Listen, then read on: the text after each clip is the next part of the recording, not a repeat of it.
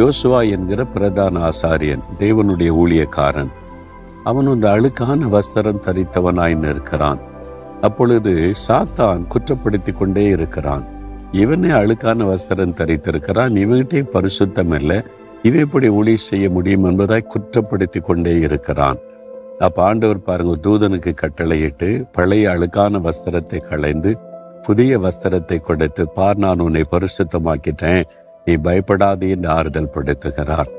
நம்முடைய வாழ்க்கையிலையும் சாத்தான் குற்றப்படுத்துகிறவன். சின்ன சின்ன காரியத்தை பெருசாக்கி குற்றப்படுத்தி உன்னுடைய வாழ்க்கையை முடக்கிவிட நினைப்பான். உன் ஜெபெல்லாம் கேட்கப்படாது, உனக்கெல்லாம் அற்புதம் நடக்காது, நீ ஜெபிச்சாலாம் கேட்க மாட்டாரு, உன்கிட்ட தான் இந்த பாவம் இருக்குதில்ல, அப்படிலாம் சொல்லி கொண்டே இருப்பான். பாவம் நிறைந்த உலகத்தில் இருக்கிறதுனால நம்முடைய வஸ்திரம் சில சமயம் அழுக்காகிவிடும். அதனால் ஆண்டவர் நம்மை புறக்கணித்து விடுவதில்லை.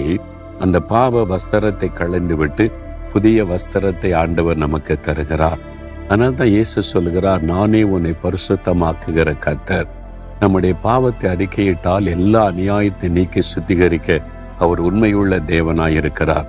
இன்றைக்கு ஏதோ ஒரு காரியம் உங்களுடைய உள்ளத்தை பாதிக்கிறது.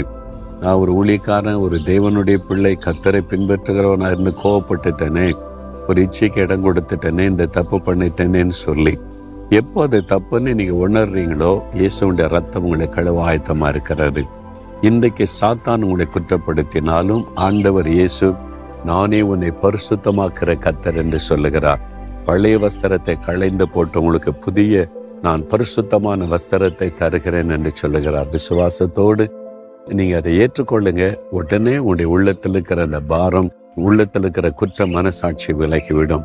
ஆண்டவரே, நான் குறைவுள்ளவனாய் இருந்தாலும், அழுக்கான வஸ்திரம் தரித்திருந்தாலும், நீர் என்னை பரிசுத்தப்படுத்த உம்முடைய இரத்தத்தை சிந்தினபடியால், உம்முடைய இரத்தத்தினால் என்னை கழுவி பரிசுத்தப்படுத்தி அழுக்கான வஸ்திரத்தை எடுத்து பரிசுத்தமான வஸ்திரத்தை கொடுத்து என்னை பரிசுத்தத்தின் பாதையில நடத்துகிற அன்பிற்காய் ஸ்தோத்திரம், ஸ்தோத்திரம்.